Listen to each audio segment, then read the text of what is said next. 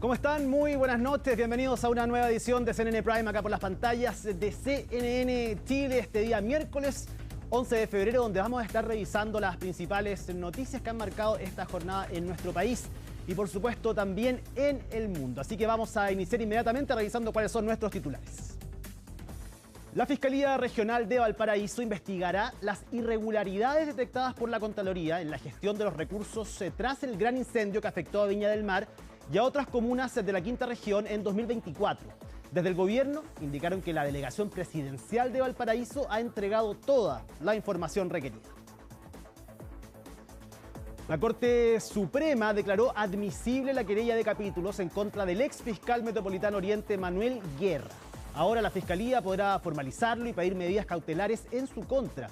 El ex persecutor es investigado por cohecho agravado, violación de secretos y prevaricación administrativa debido a sus vínculos con el abogado Luis Hermosilla.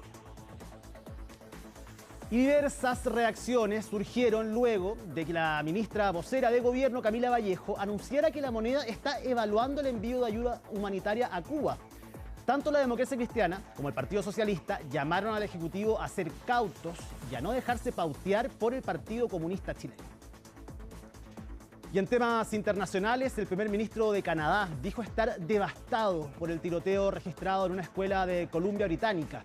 9 personas murieron y decenas resultaron heridas, mientras que la presunta atacante fue encontrada muerta con una lesión autoinfligida. Todo esto y más, porque aquí comienza CNN Prime.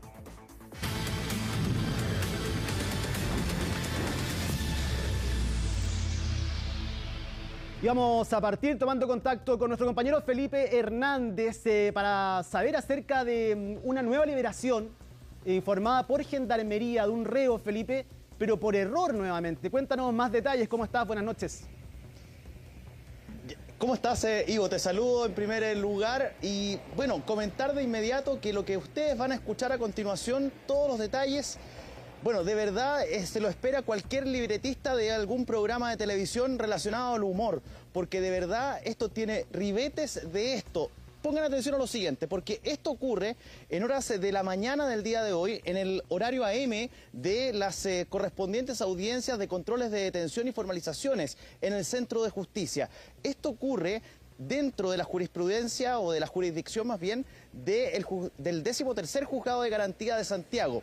Se imputaban cargos a 3 individuos que habían sido detenidos en las últimas horas por el delito de estafa. Pues bien, 2 de ellos comenzaron a entregar información. Esto tras haber sido formalizados, quedaron con uno con una medida cautelar de prisión preventiva y otro había quedado en libertad. Lo cierto es que, y aquí comienza la comedia de errores, hay que decirlo de esta manera, porque cuando se verifica, cuando salen de la sala de audiencia y quedan en este tránsito entre la sala y lo que se denomina como el lugar de cumplimiento de prisión preventiva, en este caso Santiago 1, es que se verifican los antecedentes de los imputados, independiente de la medida cautelar en la que queden. Y la oficial que estaba a cargo de la sala para hacer este proceso, bueno, en un minuto salió del lugar para hacer, bueno, cosas aparte. Y quedó un gendarme segundo a cargo de esta acción. Lo cierto es que este último gendarme habría tomado mal los antecedentes, los datos, las identificaciones de los sujetos. En este caso del que había quedado en prisión preventiva, cambió el nombre con el imputado que quedó en libertad. Y es así como quien debía cumplir prisión preventiva, bueno, tenía además una orden de detención vigente y que debía ser formalizado en la jornada del día de mañana. Bueno, se le perdió el rastro porque quedó en libertad. Y el que había quedado en libertad, bueno, está ahora cumpliendo prisión preventiva. Así se dio esta comedia de errores que es digna de un programa de televisión de sketch humorísticos. Y se inició de inmediato una investigación por parte del Ministerio Público a propósito de esta acción. Así ustedes lo están viendo en el comunicado que emanó desde Gendarmería de Chile.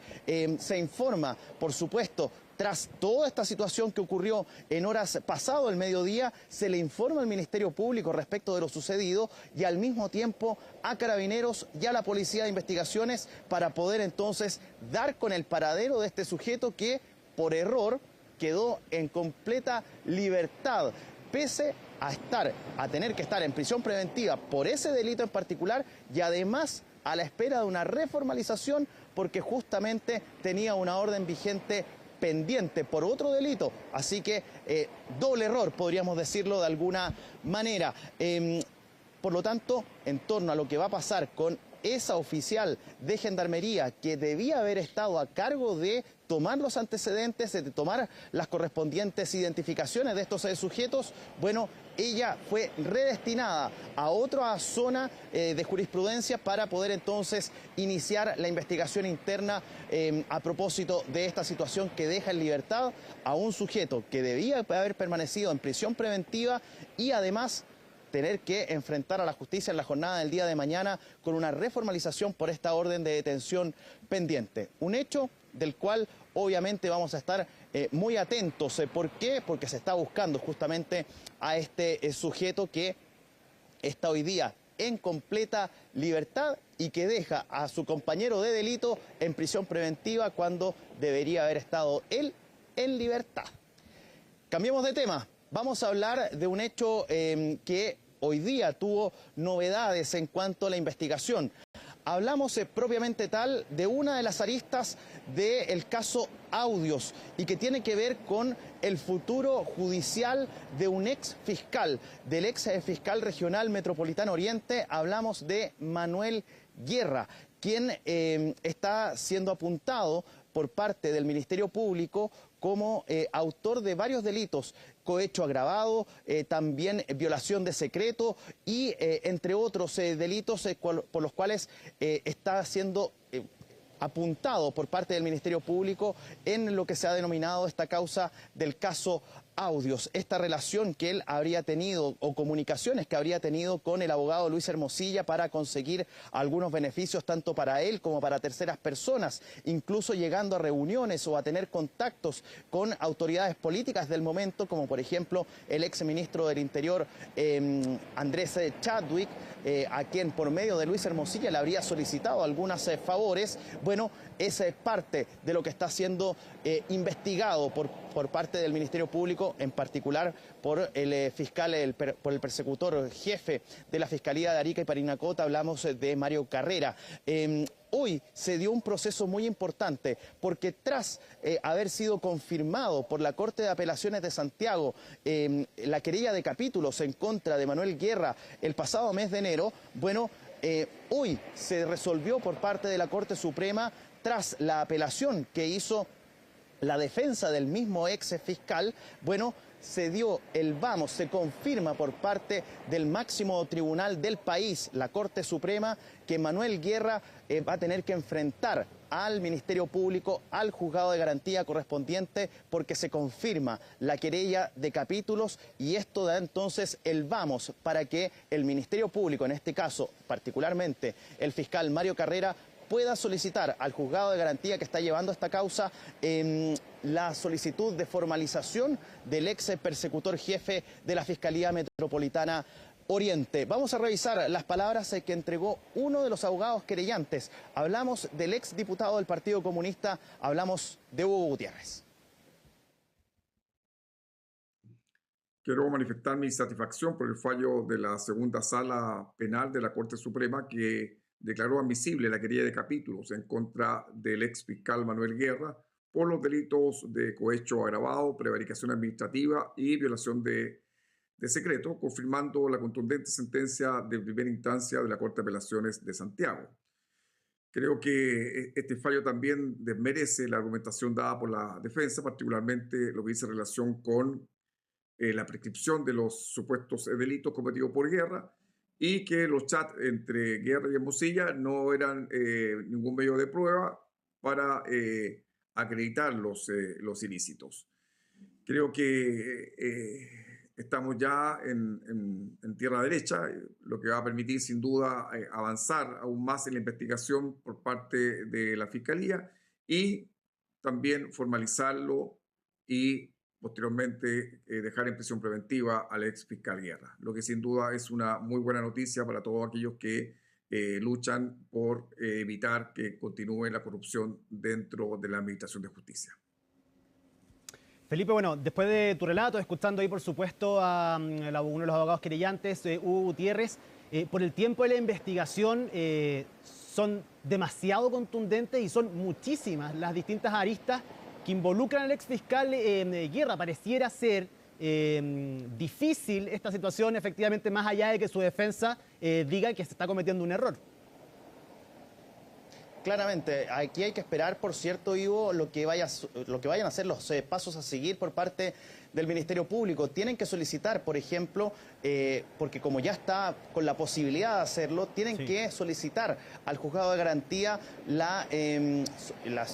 realizar la solicitud de formalización de cargos en contra del ex fiscal Guerra, y vamos a ver ahí con qué medida cautelar podría quedar, porque hay que recordar, todavía no se inicia un juicio oral respecto de todo este proceso, no hay culpabilidades todavía, hay que demostrar esa culpabilidad, mientras tanto se es inocente hasta que se demuestre lo contrario, y por esa razón entonces es que se tiene que iniciar y se da como el puntapié inicial a este proceso judicial para que el ex fiscal Manuel Guerra enfrente al tribunal para todo este proceso. Hasta ahora lo que se sabe es que los delitos por los cuales, y te lo mencionaba al comienzo, los delitos por los cuales se investiga a el ex fiscal Manuel Guerra son cohecho agravado, violación de secreto y prevaricación administrativa. Estos todos en carácter de autor y también con calidad de reiterados. Y además se habla de que la querella señala, entre otras cosas, que aquí habrían actos y omisiones que a juicio del Ministerio Público constituirían infracciones graves a los deberes propios del cargo de fiscal regional. Aquí lo que se señala, por ejemplo, y aquí la querella en particular establece gran parte de los antecedentes que pueden asociarse a esa situación, es que, por ejemplo, se entrega información secreta, reservada o estratégica de investigaciones penales a terceros ajenos a los procedimientos, como por ejemplo esta entrega de información sobre el caso Penta, el caso Exalmar Dominga y el caso, lo que tiene que ver, por ejemplo, con la situación procesal de Héctor Espinosa, el exdirector general de la Policía de Investigaciones, a Luis Hermosilla, que no es interviniente, no es abogado, que participe justamente o que participara en su momento de cuando estaban estas investigaciones abiertas, no era ni abogado, ni querellante, ni defensa. Por lo tanto, él, como fiscal regional, habría proporcionado información a terceros no intervinientes. Por eso ese que es uno de los antecedentes que se establecen en esta querella y por los cuales serían uno de los tantos argumentos que tiene el Ministerio Público para solicitar una formalización, en este caso al ex persecutor regional de la Metropolitana Oriente, hablamos de Manuel Guerra. Así que hay que esperar, Ivo, lo que vaya a resolverse, lo que vaya a solicitar el Ministerio Público al juzgado de garantía. Ese paso está pendiente todavía, podríamos tener novedades en las próximas horas. Quedamos atentos a eso, Felipe, y también, bueno, las diligencias que se están haciendo en torno a esta liberación por error de un reo, entonces, durante la jornada del día de hoy. Muchas gracias, que estés muy bien. Que estés bien, chao, chao.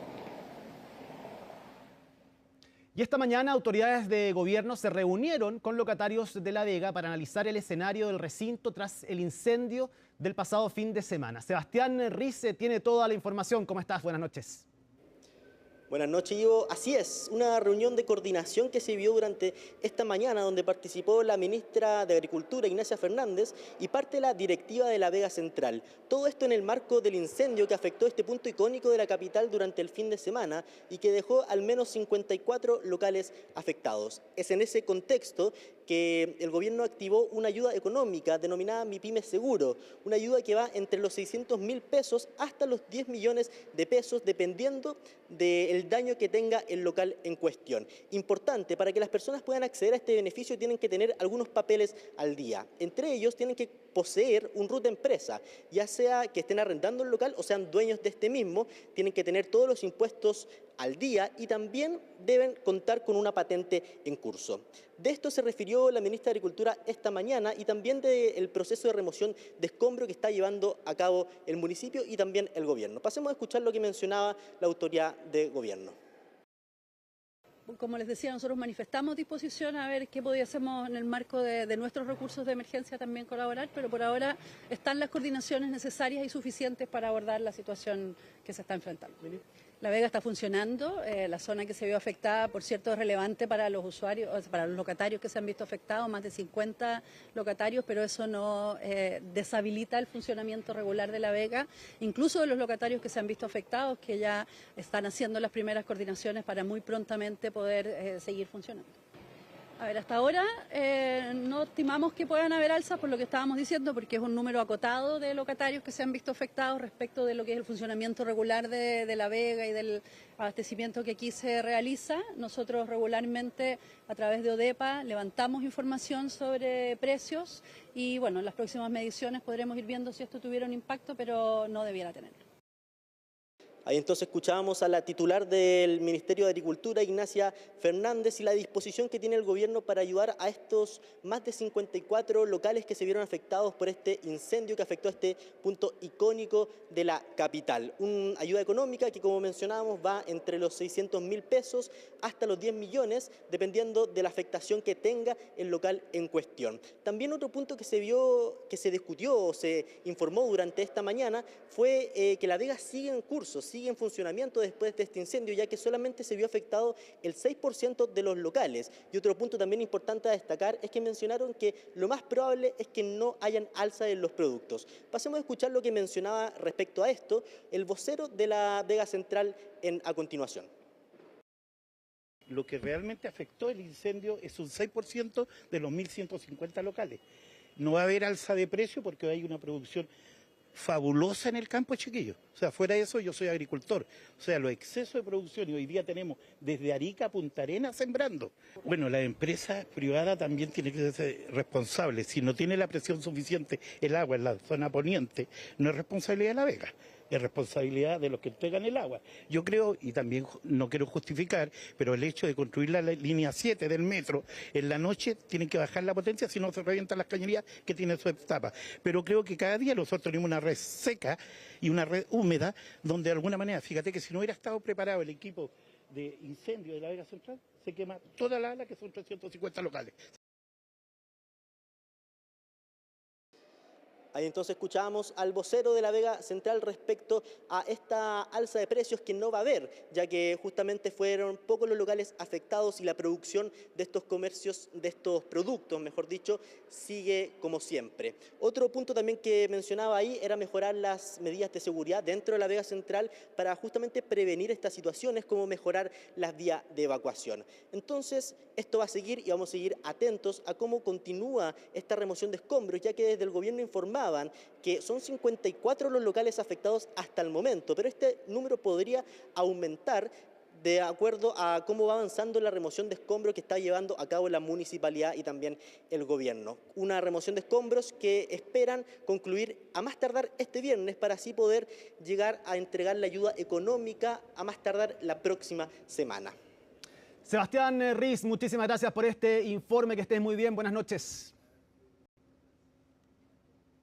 La producción de cobre cayó 1,65% en el año 2025, todo esto en medio del auge de la demanda mundial por el metal rojo, al ser un insumo clave para la transición energética. Pilar Gutiérrez nos cuenta qué factores explican esta caída. El precio del cobre sigue al alza, pero la producción no logró repuntar.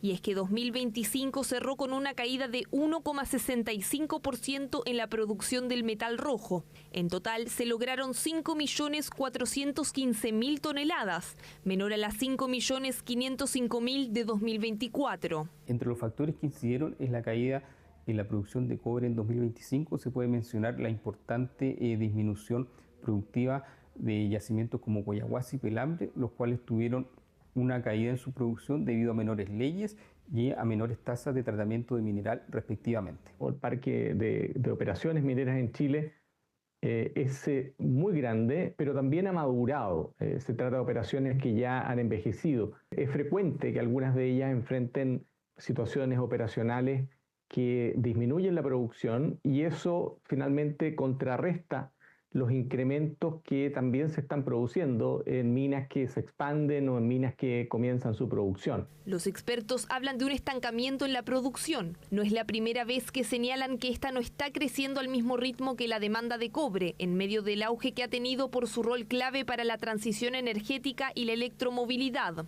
El hecho de que los inventarios estén tan estrechos y sean tan bajos fuera de Estados Unidos evidentemente genera que eventos de oferta antes marginales ahora estén generando un efecto no despreciable, un impacto no despreciable en los precios, presionando los precios precisamente al alza. Un ejemplo de esto fue la paralización en Manto Verde, que en otras situaciones, en otros contextos, hubiese tenido un impacto menor al que probablemente terminó teniendo. Un resultado que sorprendió fue el de Escondida. La mina controlada por BHP superó por primera vez la producción de todas las divisiones de Codelco y alcanzó en 2025 1.345.000 toneladas de cobre fino versus 1.334.000 de la cuprífera estatal. Escondida esta es una operación mucho más joven que las operaciones de Codelco. Él sigue accediendo a mineral de buenas características, tiene una disponibilidad y confiabilidad en equipos, particularmente en su mina y en su planta concentradora, e incluso en procesos adicionales como la planta de cátodo, que permiten mantener una producción bastante alta y no ha tenido en el último tiempo ninguna restricción operativa importante. En contraste, Codelco sí tuvo restricciones operativas por incidentes como el del Teniente, que aún no permite retomar el funcionamiento de las faenas con normalidad. Si bien el 2025 anotó una caída en la producción nacional del metal rojo, para 2026 Cochilco espera una mejora en los resultados. Para 2026 esperamos una producción de cobre de 5,6 millones de toneladas. Esto es equivalente a un alza de 3,6% respecto a la producción de 2025.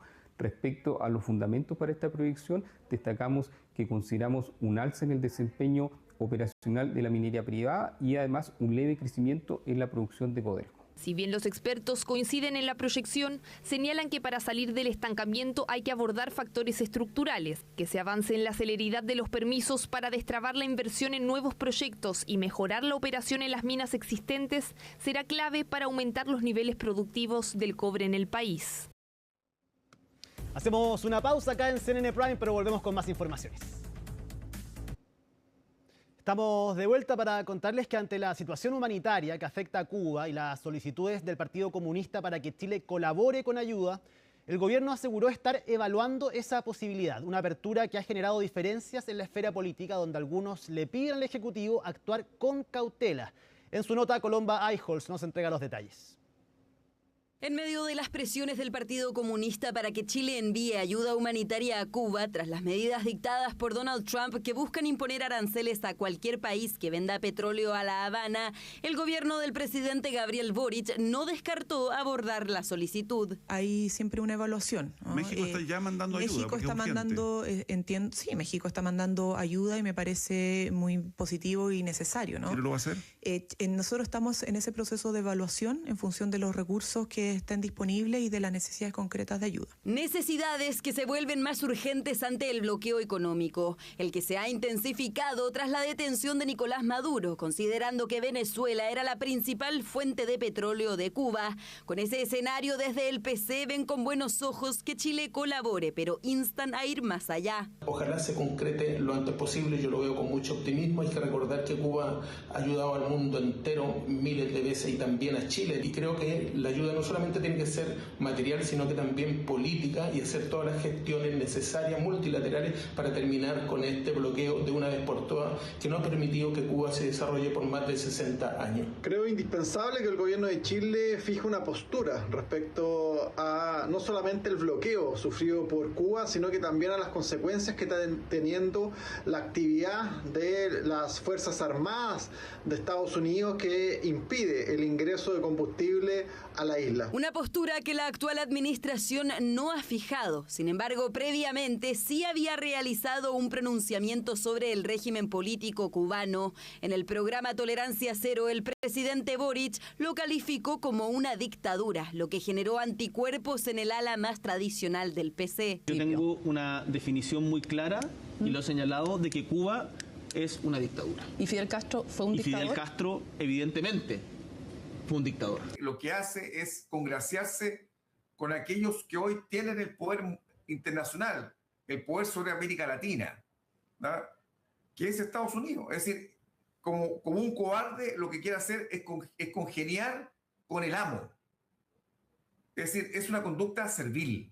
El gobierno chileno tiene el deber de ser muy preciso y muy cauto en cuanto a que no toda petición, por legítima que sea, tiene que ser acogida dependiendo de la naturaleza del país que estamos hablando. Y más aún cuando personeros comunistas han atacado al propio presidente de la República y que además ahora piden solidaridad. Solidaridad que sectores de la oposición no recomiendan debido a las eventuales represalias que podría acarrear para Chile y a los efectos que esta ayuda humanitaria podría generar en favor de la prolongación del régimen cubano. Sin embargo, otras figuras sí están por apoyar la colaboración internacional. La gran ayuda que podría hacer Chile es precisamente respaldar todas las acciones de la comunidad internacional que permitan terminar con una dictadura tan dramática y tan extendida en el tiempo como lo ha sido la de Cuba. Eso sí, verdaderamente es poner a los cubanos por delante, pero en ningún caso alguna medida que apunte a prolongar en el mando de un país que ha sufrido tanto. Tú no puedes resolver un problema que tiene una base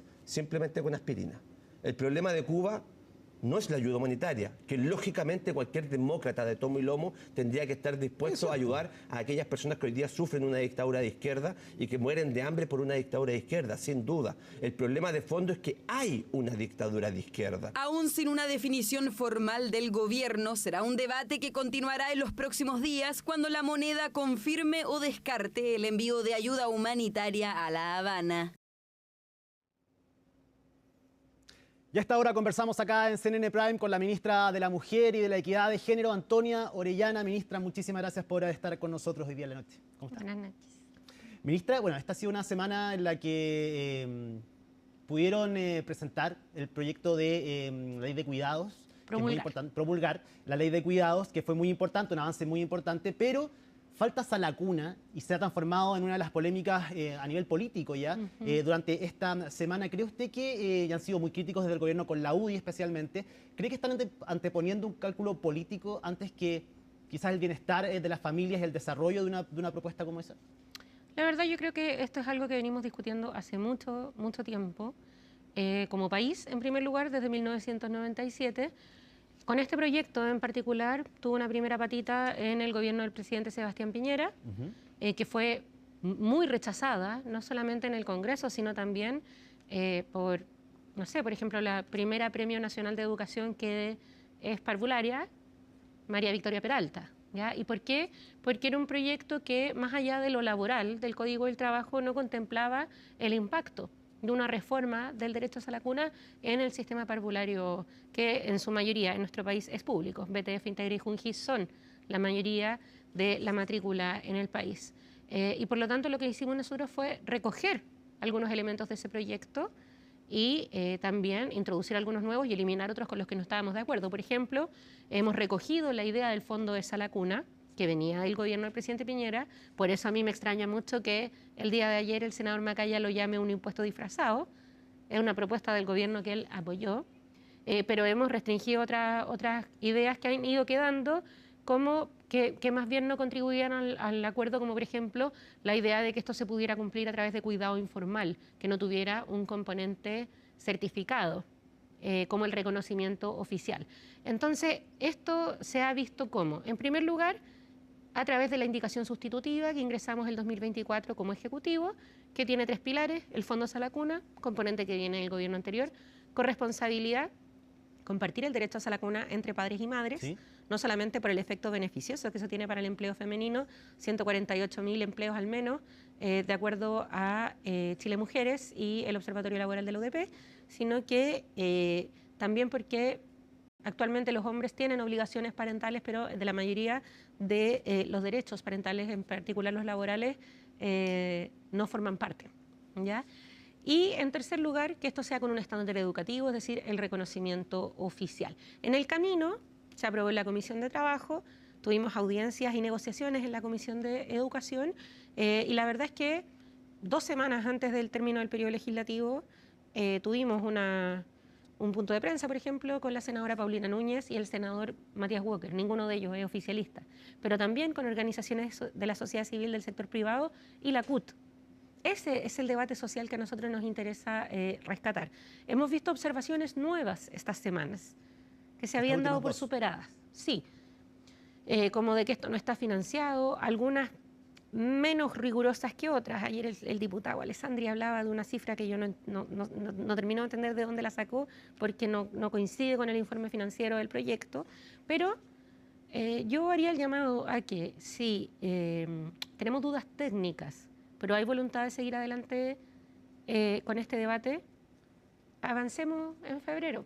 ¿Y usted ve esa voluntad, al menos en la UDI? Al menos las declaraciones del día de ayer del senador Macaya decía que el gobierno tuvo 48 meses, son los del gobierno, que al mes 47 se les ocurrió presentar rápidamente esto. Eso es una caricatura, porque entre medio, y el mismo senador lo pudo votar, y votó a favor, y la UDI votó a favor en la Cámara de Diputados, aprobamos un proyecto de ley que es condición para poder avanzar en que es el de modernización parvularia, que por primera vez en 10 años modifica y actualiza las normas sobre la educación en parvularia. Ese proyecto lo ingresamos nosotros. ¿Por qué? Porque si queremos ampliar el derecho a la cuna en nuestro país, entonces tenemos que hacernos cargo de que eso tiene un impacto en el sistema educativo parvulario. Y eso es lo que hicimos. Entonces, hablar de esto como si hubiera sido como, uy, vamos pasando y le pusimos urgencia, no al lugar.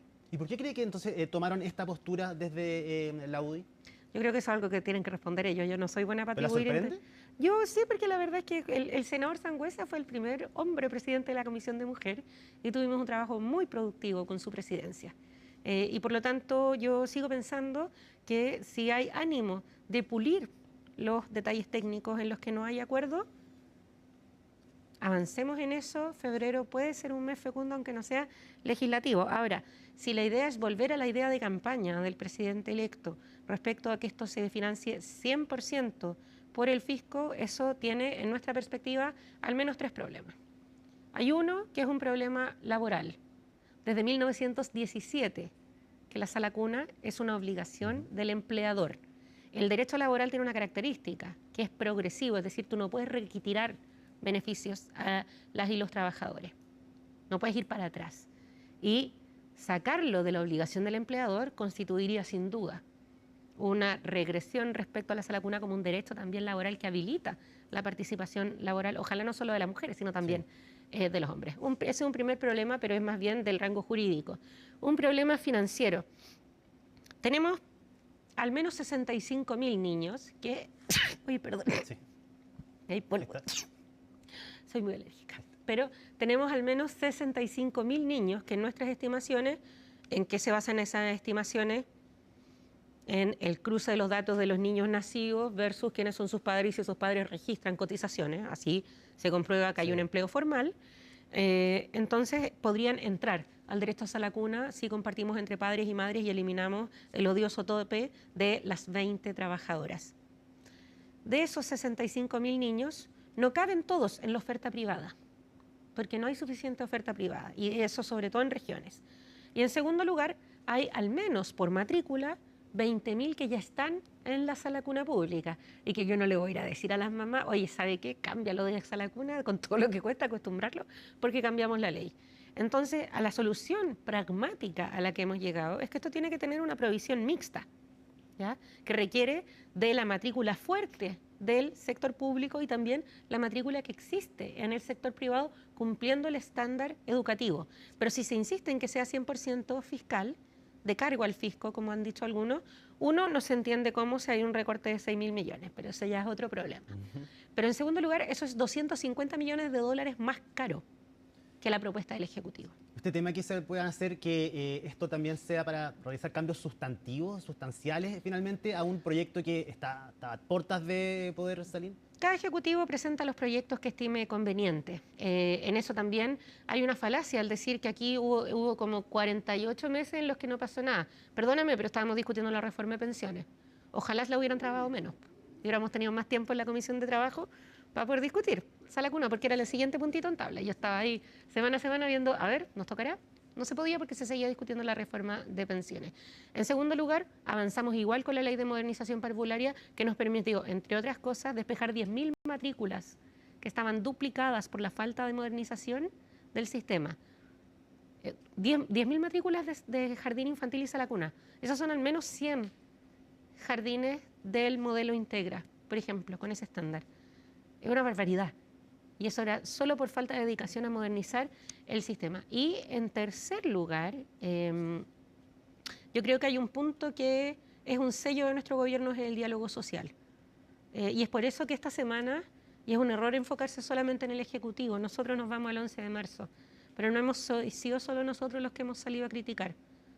Han sido, por ejemplo, personas que no podríamos decir que son oficialistas, como la expresidenta Icare, Carental, como la académica de la Universidad Católica, Andrea Repeto, la columnista de The Clinic, Isabel Plant. No, esas son voces bien diversas que hablan de que acá hay un valor, que es el diálogo social. El proyecto del presidente Piñera fue duramente criticado por los gremios de trabajadoras de los jardines infantiles públicos. Hoy están apoyando el proyecto. El proyecto del presidente Sebastián Piñera fue duramente criticado por las redes pequeñas, de pequeños jardines privados, porque solamente beneficiaba a los grandes. Por eso se le decía la ley vitamina, como se recordará. Hoy la Párvulo Red, que también participa en el Consejo Consultivo de Pymes, ha apoyado el proyecto. Hoy hay sectores de derecha que han apoyado el proyecto. Entonces, tenemos ahí una conjunción que se ha construido en base a confianza y un trabajo sostenido, estos 48 meses que se mencionan, y que no vale la pena en costos de economía política perderlo, solamente por tratar de sacar al quien vive.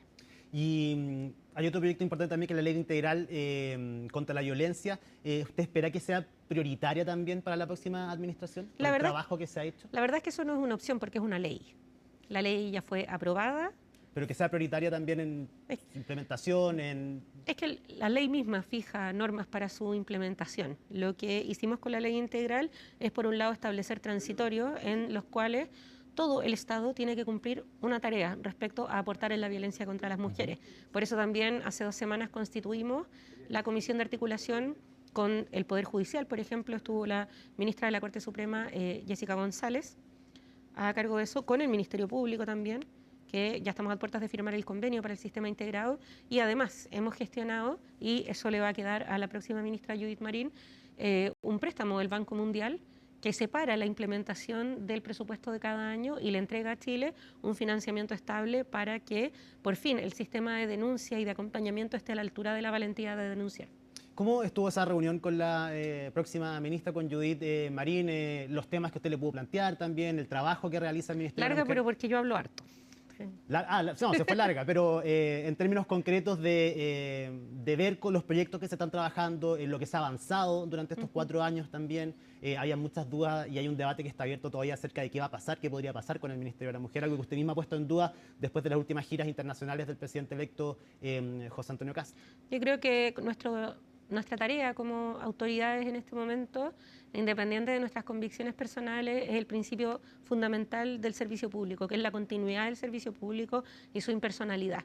Es decir, en este momento nosotras tenemos que asegurarnos de que el traspaso sea en las mejores condiciones de información y sobre todo de continuidad. ¿De continuidad de qué? De nuestro Servicio Nacional de la Mujer y Equidad de Género y del más de 1 millón de mujeres que ha atendido en estos últimos 3 años gracias a la expansión que le dimos al sistema. Y en ese sentido, de hecho, pudimos coincidir en varios intereses, como por ejemplo las mesas público-privadas. La ministra estaba muy al tanto, por ejemplo, de la iniciativa de mujeres conductoras del transporte público. Le estuvimos contando de los logros de la Mesa de Mujer y Minería, que hoy tiene a Chile como líder de mujeres participando en la minería. Ya pasamos a Australia y a Sudáfrica. También a propósito del desafío que tenemos en cuanto al trabajo entre Cernamec y Senda, a propósito del déficit que hay de oferta para las mujeres que son consumidoras. Pero usted misma dijo que manifestado dudas acerca del futuro del Ministerio de la Mujer, hacia dónde podría derivar, incluso la posibilidad de que se pueda eliminar. De hecho, en campaña, y en la anterior campaña de José Antonio Caz hablaba de eso, en esta se adecuó un poco más este discurso. ¿Usted qué futuro le ve al Ministerio? ¿Tiene alguna temor, duda acerca de lo que pueda pasar? Yo no soy Yolanda Sultana, y en este momento mi rol es... Pero a nivel político, ¿usted cree que puede haber un cambio importante en el Ministerio que usted A nivel político, yo lo que tengo que cumplir ahora es con el traspaso, y precisamente en eso me tengo que abstener también de ciertas opiniones. Ahora, efectivamente, hay una disonancia entre lo que se plantea como el silencio estratégico de Cast a propósito de los temas que tienen que ver con los derechos de las mujeres, que le costaron una derrota de la Constitución Republicana el 17 de diciembre del 2023, versus visitar a figuras que son la punta de lanza y financiadores de la internacional de la regresión. De hecho, como bien recordaba Daniel Matamala en su columna del domingo, José Antonio Cast, el presidente electo, fue presidente de la Political Network for Values, que es la red política por los valores. ¿Qué valores? Los valores de la homofobia, de la restricción de los derechos de las mujeres y más. Y por lo tanto, hay una duda ahí respecto de quién prima. Pero eso es algo que tendrá que resolverse a partir del 11 de marzo. ¿Y cómo interpreta usted de manera política también esta denominación de gobierno de emergencia? ¿Chile necesita un gobierno de emergencia en este momento? La verdad es que a mí eso me parece un poco de artificio. Chile no se cae a pedazos, todos los indicadores lo muestran. Si lo miramos en cuanto a la situación de las mujeres, cuando asumimos estábamos en la tasa de inserción laboral más baja desde 2010. Se retrocedió una década en inserción laboral femenina. Estábamos con un pic de denuncias que no se habían correspondido con un pic de judicialización, sobre todo con las llamadas de emergencia durante la pandemia. Estábamos con una red de atención a las mujeres disminuida, y eso fue previo a la pandemia, se hizo el 2018. No fue por los recortes fiscales para atender el COVID. Y hoy pasamos de 3 a 27 centros de atención especializada, es decir, al menos 2 por región, incluyendo volver a Rapa Nui. Hemos quintuplicado las representaciones jurídicas, pero hoy enfrentamos el desafío, al igual que en cuanto a empleo. Hemos recuperado la tasa de inserción laboral femenina, pero hoy tenemos que enfrentar los desafíos que ya teníamos previo a la pandemia, sala cuna. En cuanto a violencia contra las mujeres, no han aumentado los femicidios, como algunos han dicho muy osadamente, pero eso no es lo importante es que no se han reducido, y por eso es tan importante la ley integral. Y en ese sentido, en un gobierno de emergencia como se ha presentado, con ejes estructurales como la seguridad, migración, la recuperación económica, ¿se puede retroceder en ciertos derechos? Por ejemplo, la agenda de género podría quedar en un segundo plano o desplazada. Es que depende de lo que se entiende como agenda de género. Nosotras hemos sido muy insistentes en decir que Chile para Todas, que es nuestra iniciativa de agenda de transversalización de género, trabaja en todos los ministerios, porque las mujeres somos la mitad de la población. O más incluso. La violencia contra las mujeres, el delito de maltrato habitual en contexto de ley 20.066 es uno de los delitos más denunciados en todas las comisarías. La violencia contra las mujeres es un asunto de seguridad pública. ¿Y eso se entiende a nivel transversal, cree usted? Desde nuestro gobierno, sí. ¿Pero a nivel transversal políticamente? No ¿Más allá de su gobierno? No puedo responder por el gobierno electo. No le digo por el gobierno electo, le digo a nivel político en Chile. ¿Se entiende de manera transversal? Yo creo que en un espectro bastante grande sí, por eso es que logramos... pese a los epítetos que se me dicen a mí, hemos logrado siempre aprobar transversalmente nuestras leyes. La ley Papito Corazón, votación unánime en ambas cámaras. La ley integral, despachada después de 7 años de atascamiento. ¿Sí? La ley de reparación integral a víctimas de femicidio, también sin votos en contra. Es a través de eso que se expresa, no a través de dicho. ¿Para usted la denominada batalla cultural es algo real o es una retórica que se está ocupando a nivel político? No, yo creo que eso se lo tiene que preguntar al presidente electo, que es el que ocupa esas palabras. Yo no las ocupo, yo creo que lo que estamos viviendo es un cambio cultural que, al contrario de lo que se dice, ha permitido una mayor libertad de las mujeres. Si nosotros miramos, y no necesitamos grandes teorías ni magíster para eso, necesitamos ir y preguntarle a nuestras abuelas y constatar que nosotras, como generación, hemos tenido, o cualquier persona viva hoy, independiente de cuándo vivió su abuela, puede constatar como mujer que tiene la posibilidad de hacer, planificar, pensar cosas que antes no le estaban permitidas por ley o por costumbre. Y eso se llama libertad. Sí. Yo sé que he escuchado al presidente, distintos ministros que no quieren hablar todavía del legado del gobierno, pero efectivamente hay leyes que se han sacado adelante, hay proyectos de distintos ministerios que han sido importantes, que se han implementado. Cada uno verá si es que la ciudadanía puede evaluar si bien o mal, pero para usted, ¿cuál podría ser el gran legado que ha dejado este gobierno? Un gobierno del cual se tenían muchas expectativas, que también sufrió crisis severas, que están terminando ahora, queda un mes exactamente, ministra, para que se acabe el gobierno. Bueno, en eso yo creo que esta semana fue muy satisfactorio el poder promulgar la ley que crea el Sistema Nacional de Apoyos y Cuidados Chile Cuida. Va a solucionar eso, el gran problema que tenemos respecto de que en nuestro país hay más de 1 millón de personas que cuidan a otro con dependencia. Sin mayor apoyo no nos lo va a solucionar del día, digamos, de la noche para la mañana. Pero por primera vez en la historia de nuestro país, las personas cuidadoras aparecen. No solamente las personas con dependencia, sino esa persona que está 24/7 cuidando a una persona postrada, esa mamá que lleva a los exámenes, etc. En segundo lugar, porque establece cambios transitorios que son muy importantes y entre los cuales las personas cuidadoras viven grandes frustraciones, la población en general. Hablo, por ejemplo, de que en el Estado, que es el que califica para beneficios, no hay una categoría única de dependencia. Entonces yo puedo tener categoría de discapacidad en Senadis, sí, pero no de dependencia en salud, y entre esos papeleos la gente da vueltas y vueltas sin conseguir una solución a su necesidad, que es lo que se espera del servicio público. Eso, por ejemplo, viene contenido en la ley de Chile Cuida, porque se mandata a homologar. ¿Esto para qué? Para hacer más fácil la vida de las personas con dependencia y de las cuidadoras. Y además, y yo creo que esto es una de las cosas más significativas, está la ampliación de la red local de apoyos y cuidados. La RELAC, por algunos es conocido como el programa de apoyos domiciliarios, por otros la red municipal, pero en la práctica, cuando asumimos como gobierno, este programa, que es tan querido, que lo que hace es entregar horas de descanso y relevo a las cuidadoras 24/7 o cuidadores que apoya a las personas con dependencia o en proceso, digamos, de pérdida de autonomía, como una persona que está envejeciendo, con ciertos trámites. Acá en Santiago es ayudar con las compras a veces. En Coyhaique es cortar la leña, porque ya no se fue el hacha, ¿cierto? Pero es un programa que cuando iniciamos estaba solo presente en 90 comunas y con 5.000 personas como usuarias, es decir, súper chiquitito. Este año llegamos a 37.500 personas y 215 comunas, y el proyecto de ley, ahora ley, lo que trae es los recursos para llegar a todas las comunas del país, y eso es un cambio significativo. Y en términos políticos, ministra, ¿qué evaluación hace usted? ¿Qué significó en términos políticos esta administración liderada por el presidente Boric? No, yo creo que esas son evaluaciones que hay que hacer una vez que uno sale del cargo. ¿Pero ahora generó un cambio? ¿Ah? ¿Fue un cambio como de paradigma, como decían algunos, un cambio importante en términos de edad? Se sigue criticando este día que está el cumpleaños del presidente, cumplió 40 años, la edad con la que llegan. Hoy día escuchaba a Gonzalo Cordero en una entrevista que decía que deberíamos esperar, que este gobierno tiene mucho de niñería todavía. ¿De qué? De niñería.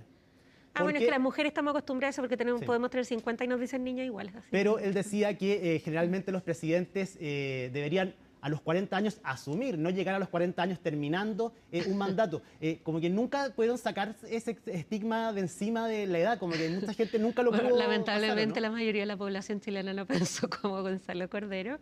Y en segundo lugar, la persona que me va a suceder es más joven de lo que era yo cuando asumí. Tiene 30, yo tenía 32.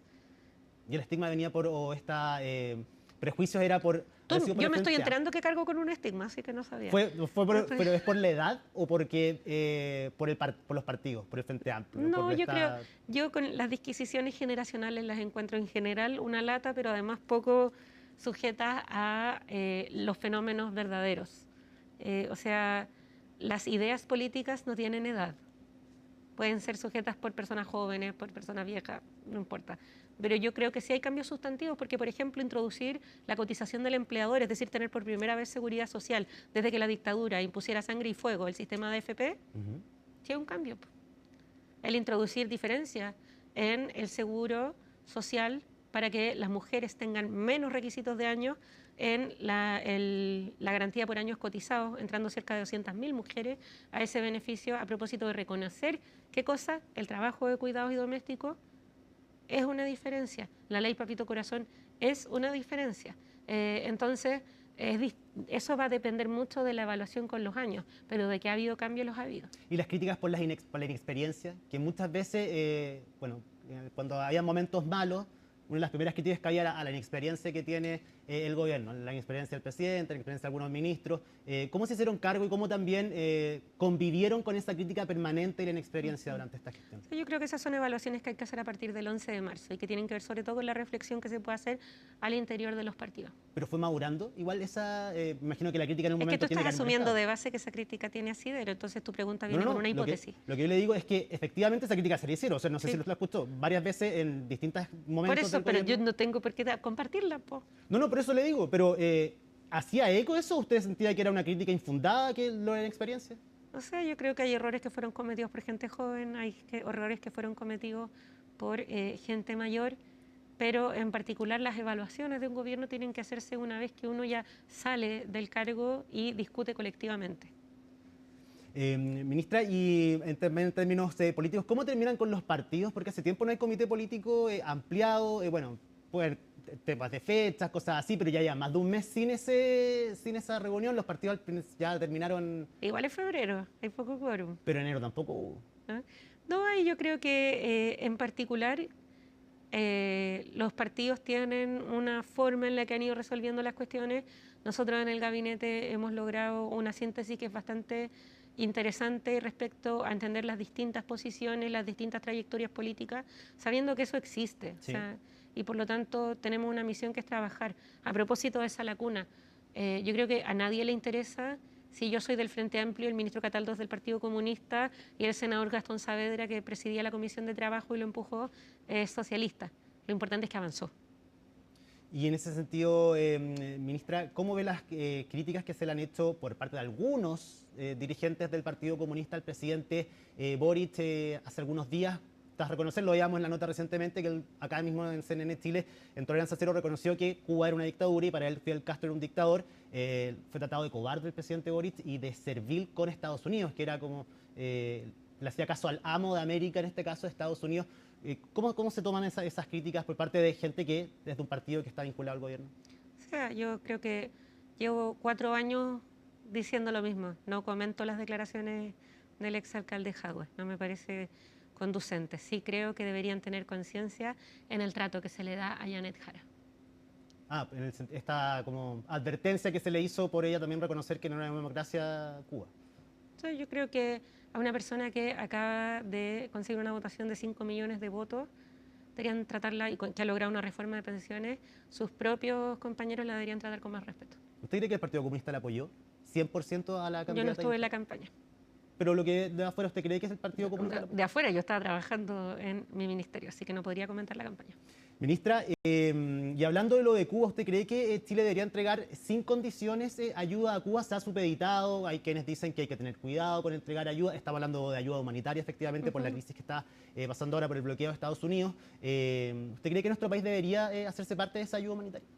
Estaba recordando el 2011, el gobierno del presidente Piñera, el grupo de doctores cubanos que se vino a la región del Biobío y se quedó haciendo miles de atenciones sin ningún reconocimiento del gobierno del presidente Piñera respecto a que cambiara su opinión sobre la situación que vive Cuba, explica un poco cuál es el motivo de la ayuda humanitaria.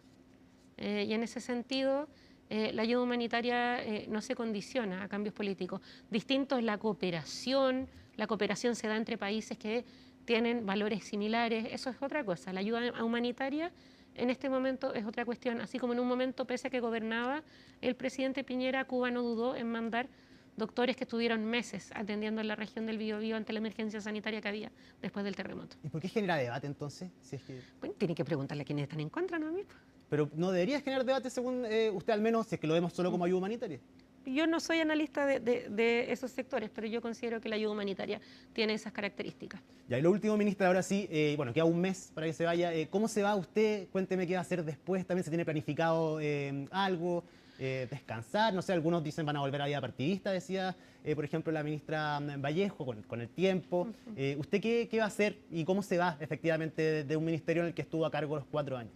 empresa, en primer lugar, más vieja, notoriamente, pero no he dejado mi vida partidaria, soy comité central de mi partido. Yo milito de alguna u otra forma desde los 16 años y nunca he necesitado tener un cargo para estar en política, así que voy a seguir en eso. Pero va a tener más tiempo también, se puede dedicar también a otras eso cosas. lo tengo más dedicado principalmente a terminar de lijar el piso. ¿Está atrasado eso? No lo he logrado terminar. ¿Desde cuándo? Es que me compré una lijadora manual, entonces es largo el proceso, pero queda bonito. Y ahí descansar, pero me imagino que también pretende descansar. Ese trabajo manual es una forma de descansar. Muy bien. Antonia Orellana, ministra de la Mujer y Equidad de Género, muchísimas gracias por haber conversado el día de hoy acá en CNN Chile. Que esté muy bien. Muchas gracias. Y ahora les contamos que la Fiscalía de Valparaíso investigará las irregularidades detectadas por la Contraloría en la entrega de ayuda a los damnificados del incendio de Valparaíso del año 2024. Matías Sandoval nos cuenta los detalles en el siguiente informe. A poco más de 2 años del fatídico incendio que afectó a Viña del Mar en febrero de 2024, nuevos informes de la Contraloría Regional de Valparaíso abren una arista clave en la gestión de los recursos destinados a la emergencia. Se trata de 5 auditorías que involucran a la Delegación Presidencial Regional, a los municipios de Viña del Mar y Quilpué y a la Dirección Regional de Arquitectura. Dentro de las irregularidades aparecen pagos indebidos por cientos de millones de pesos. En Viña del Mar, la Contraloría detectó irregularidades en el manejo de ingresos, gastos, donaciones y ayudas entregadas entre febrero de 2024 y abril de 2025. El informe advierte problemas de rendición, falta de trazabilidad en los beneficios entregados y vulneraciones a la normativa de compras públicas, además de entrega de beneficios a personas que no contaban con su ficha FIBE, incluso dentro del mismo municipio. Nosotros como municipio de Viña del Mar, esas observaciones son producto de los primeros días. Teníamos que entregar alimentos, agua, comida, y si esas personas no tenían aplicada la ficha FIBE, no podíamos decirle vecino, no le podemos entregar lo que usted necesita, porque de acuerdo a la normativa tiene que tener su ficha FIBE aplicada. Reconocemos eso y lo hicimos porque las personas necesitaban agua, comida y abrigo, y eso es en el caso de Viña del Mar. En Quilpué, la auditoría constató gastos improcedentes, como la compra de cocinillas sin certificación de la SEC, por casi 15 millones de pesos, además del extravío de bienes donados. Obviamente la administración anterior, respecto de un categórico informe de Contraloría, tiene que existir en responsabilidad. Ahora, si son responsabilidades administrativas, penales u otras, eso no lo defino yo. Lo que sí es muy importante es que se esclarezca, porque si no se esclarece, volvemos a generar este manto de duda que estuvo respecto de la falta de certeza en una emergencia tan grave donde el Estado estuvo ausente. Las fiscalizaciones a la Dirección Regional de Arquitectura de Valparaíso detectaron un pago indebido superior a los 400 millones de pesos por demoliciones no ejecutadas o parcialmente realizadas. El informe también advierte deficiencias en los procesos de contratación y de control interno. El servicio público y este gobierno ha estado plenamente dispuesto siempre a responder y entregar todos los antecedentes necesarios. Este caso no fue la excepción. La Delegación Presidencial Regional de Valparaíso ya emitió un comunicado donde señala cómo ellos han mantenido plena disposición durante todo este proceso a entregar toda la información que fue requerida y que se entregó oportunamente.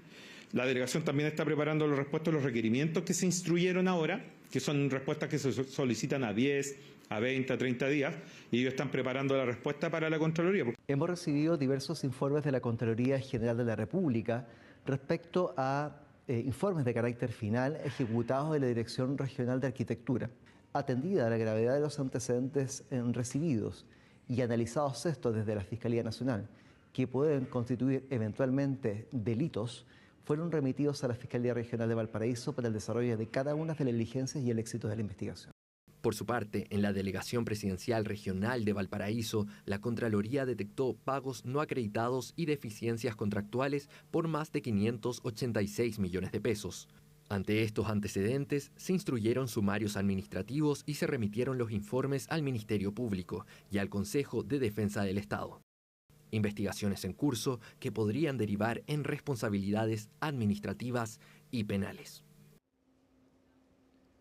La Corte de Apelaciones de Santiago revisó el recurso que presentó la Fiscalía de Antofagasta para modificar las medidas cautelares del psiquiatra Alberto Larraín y otros 3 investigados en el caso Procultura.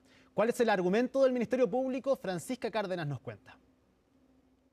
Así llegaba el fiscal Cristian Aguilar a la Corte de Apelaciones de Santiago para intentar revertir la decisión del juez de garantía Patricio Álvarez, que la semana pasada dejó en libertad y con arraigo nacional a Alberto Larraín, cofundador de Procultura, y otros 3 imputados en el caso. Una solicitud que hizo el Ministerio Público mediante un recurso de apelación, el cual busca que se decrete una medida cautelar de mayor intensidad o bien arresto domiciliario total.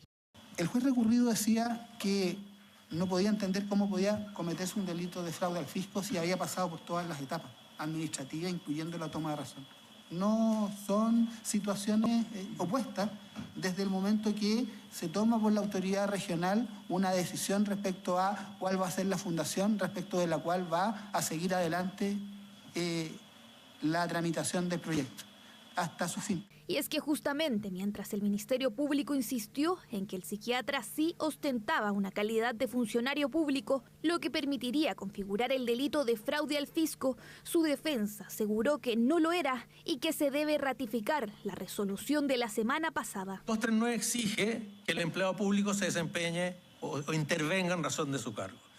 Segundo, la estructura de la imputación hace incoherente que sea realmente ese cargo que servía funcional a una imputación de 15 número 3, porque entonces su rol de funcionario sirve para darle medios al otro funcionario. No, pues tendría que haberlo imputado por el 15 número 1. Ese funcionario infringe sus deberes y algo malo hace. El Consejo de Defensa del Estado, por su parte, sumó otra figura acusando distracción indebida de fondos y que el tribunal no hizo referencia explícita de ese delito.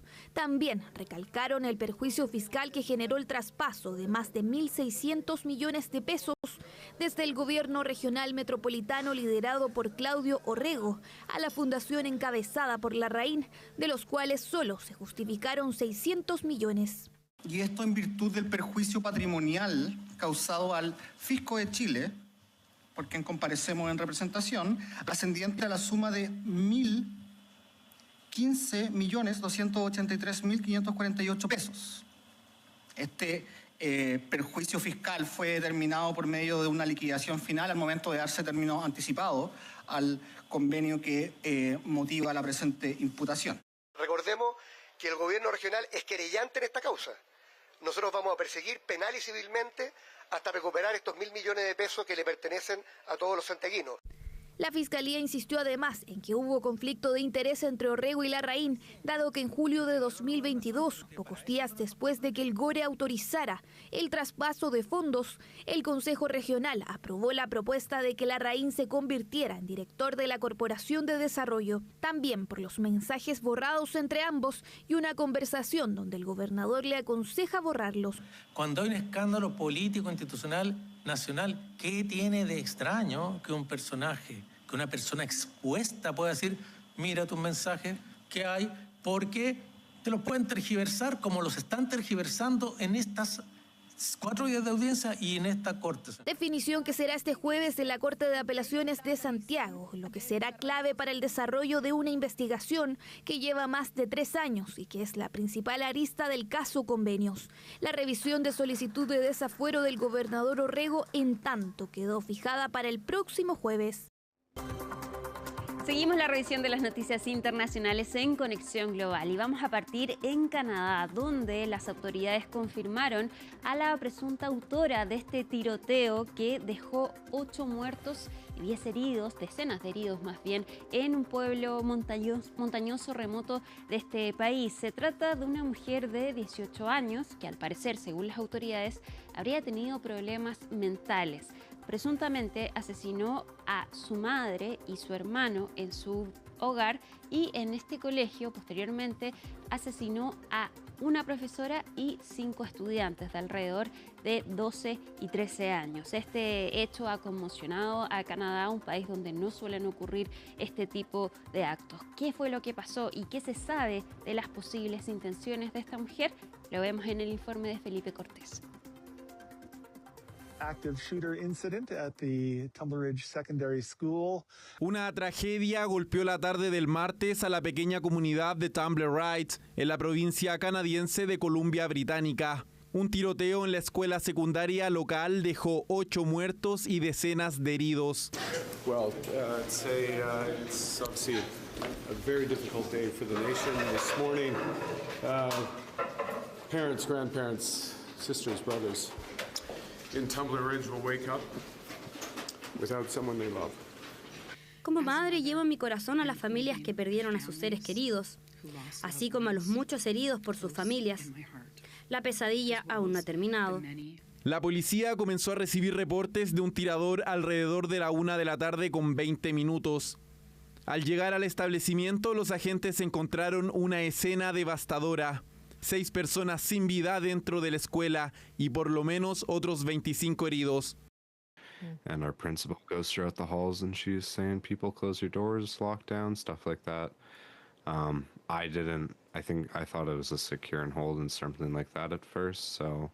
But once things started circulating, we realized how serious it really was. So we all barricaded up the doors with some iron tables and sat in that room for around 2 hours. I was on my phone with. So for the deceased victims, the school included a 39-year-old female educator, 3 12-year-old female students, 2 male students ages 12 and 13.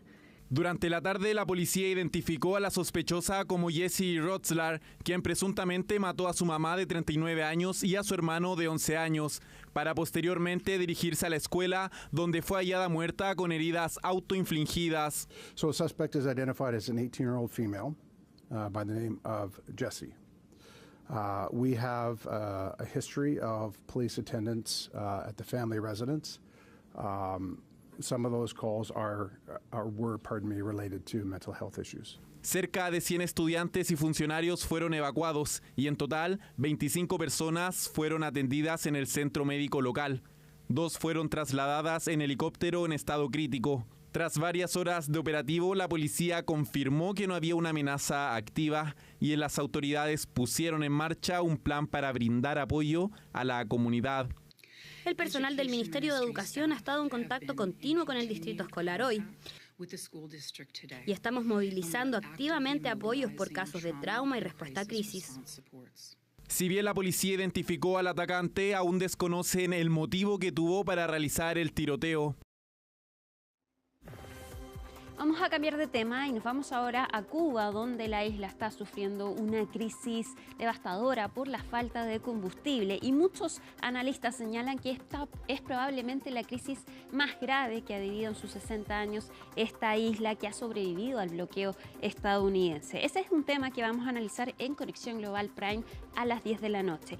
Y en este capítulo tuvimos la oportunidad de conversar con uno de los jugadores cubanos de hockey que decidió desertar y fugarse una vez que llegó a nuestro país. Ha estado viviendo desde 2023 en Chile, ha estado intentando trabajar y volver a jugar hockey y nos contó cómo se vive en la isla y por qué decidió salir de ahí. Veamos un adelanto de esta conversación. Te acuestas sin corriente, te levantas sin corriente y a pensar qué vas a hacer durante el día. A pensar qué vas a hacer para poder comer, qué vas a hacer para poder encender la candela para poder comer porque no hay electricidad. Pensar qué te pueden vender un revendedor por la calle, porque el Estado prácticamente no está dando nada. Ya eso está fallido, completo un Estado fallido. Entonces, es eso, pensar cómo sobrevivir al día a día. Es una locura como a los buen cubanos. Es una locura conseguir comida porque la que aparece te la venden a un precio súper alto. Súper alto. Entonces, tú tienes que pensar con lo que tienes, lo que puedes comprar o lo que puedes comer. El sueldo mínimo sea menos que una botella de aceite. ¿Es menos? Es menos que una botella de aceite. Es una locura, te digo que prácticamente una locura. Imagínate el sueldo mínimo que cueste una botella de aceite y el resto, el arroz o la comida o el pollo o el pan, ¿qué se hace la gente? La conversación completa con Lázaro Tolón la pueden ver a las 10 de la noche en Conexión Global Prime.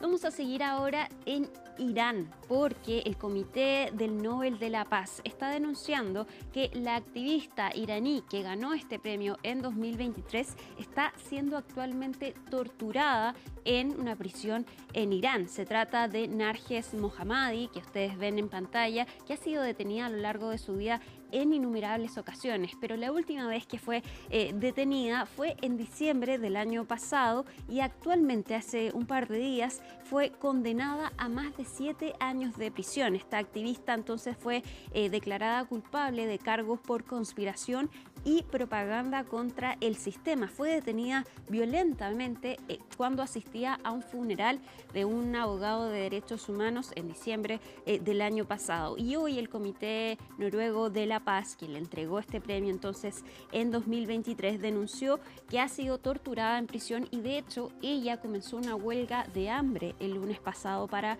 protestar en contra de su encarcelamiento. No hay más detalles entonces de la situación de esta activista, pero sí se conoce entonces que al parecer estaría siendo violentada en la prisión.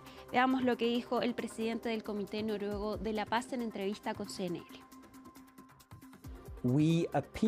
Hacemos un llamado a la comunidad internacional, a quienes tengan contacto con el régimen iraní, para que respeten el Estado de Derecho, garanticen la seguridad de los manifestantes y, en este caso, ante todo, la seguridad y el bienestar de nuestra Premio Nobel de la Paz.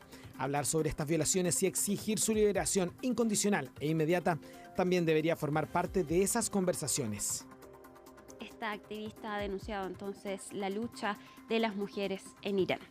Vamos a cambiar de tema, volvemos a Estados Unidos porque hoy se confirmó la muerte del actor de 48 años James Van Der Beek, que es reconocido por su papel como protagonista de la serie Dawson's Creek. Murió este miércoles entonces a los 48 años. En 2024 Van Der Beek anunció que padecía un cáncer colorectal en etapa 3 y hoy su esposa y su familia confirmó la muerte de este actor. Deja 6 niños en esta enfermedad, tras esta enfermedad bastante agresiva y rápida. Fue entonces el rostro de Dawson's Creek, pero también participó en algunas otras películas y de hecho estaba participando hace poco en el reality show estadounidense Dancing with the Stars. Muere entonces a los 48 años James Van Der Beek. Vamos a terminar con el recomendado de Conexión Global. Por supuesto, es que vean Conexión Global Prime a las 10 de la noche, pero también les queremos recomendar esta entrevista precisamente a la activista Narges Mohammadi, la activista iraní entonces que actualmente está encarcelada en Irán por luchar entonces contra los derechos, entre otras cosas, de las mujeres. Y les recomendamos esta entrevista que entregó a France 24 en 2021, poco antes de que fuera detenida nuevamente, y donde habla entonces de la lucha por las mujeres, de la represión que viven en Irán y que va a continuar su lucha entonces para terminar con este régimen de represión. Está actualmente arriba en la plataforma de YouTube de France 24 en español. Yo me despido entonces, llegamos al fin de Conexión Global, pero ya vuelve Ivo Boich con más CNN Prime. Que estén muy bien, buenas noches.